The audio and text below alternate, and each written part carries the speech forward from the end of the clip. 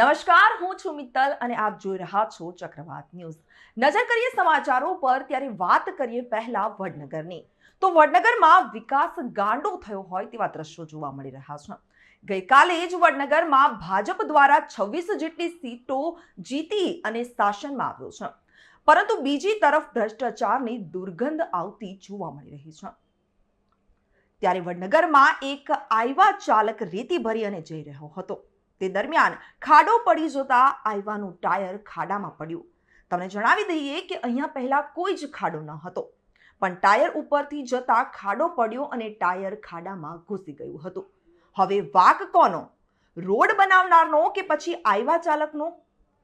એ એક જનતા માટે પ્રશ્ન બની ગયો છે અને આ બાબતને લઈને ચર્ચા ઉઠી છે। ત્યારે પાલિકા તંત્ર હવે ધ્યાન આપશે કે પછી જેવું છે તેવું જ રહેશે, તે જોવાનું રહ્યું।